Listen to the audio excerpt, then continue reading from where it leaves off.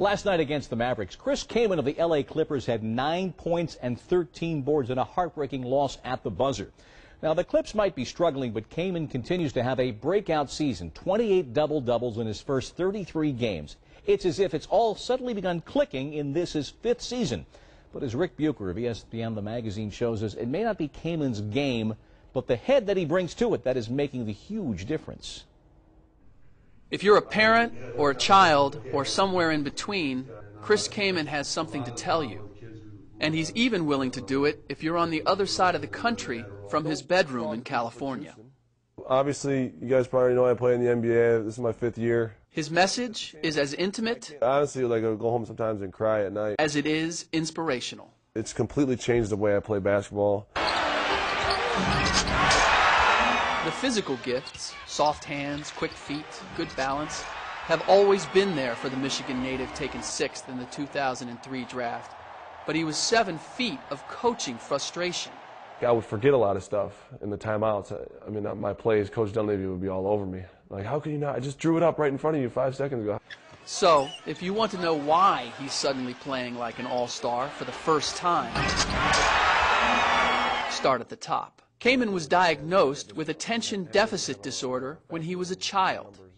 Last July, he agreed to let a neuropsychologist, Dr. Tim Royer, take a look inside his head and find out exactly why he couldn't concentrate.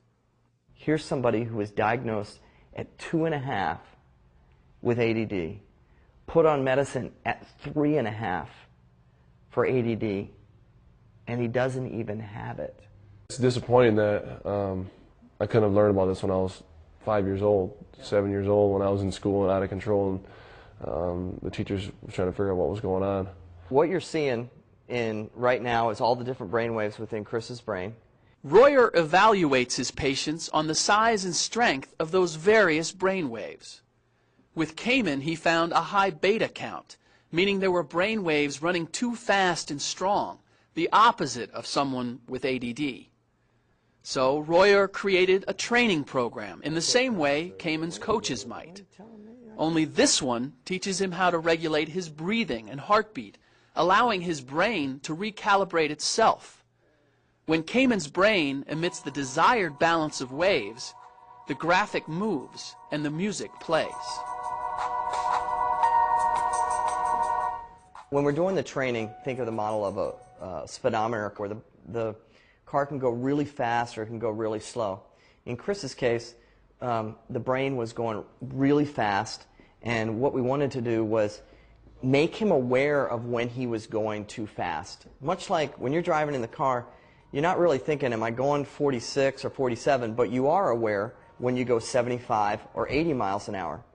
Unfortunately for Chris, he would go 75, 80, 90, 95, and then it'd be hard for him to slow the whole engine down. I'm like somewhere in the middle, you know. I'm not breaking the speed limit, and you know, I'm not going too slow. I think I'm a lot more regular than I used to be. While Royer refuses to divulge exactly how his brain retraining technology works, Kaman has found that learning neurofeedback is similar to shooting a basketball. Everyone has different form, and you, through sheer repetition, figure out what works for you. Once you get used to it, your brain figures it out. You don't really need to think about it anymore. I think, you know, his focus has been great. I think he's made fewer mental errors between on rotations, on defensive coverages, and you know, as far as play sets, knowing where he's supposed to be and what he's supposed to be doing, for sure.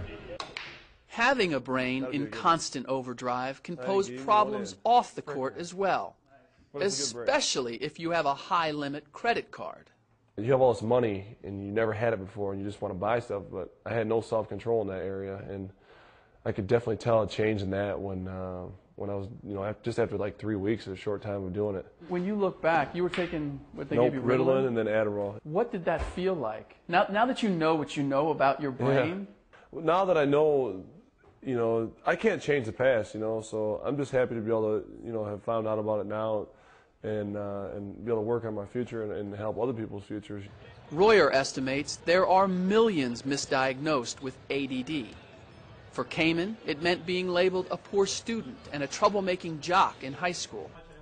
It's hardly any wonder that he's now on a crusade to help others avoid the 22 years of demoralizing frustration he experienced.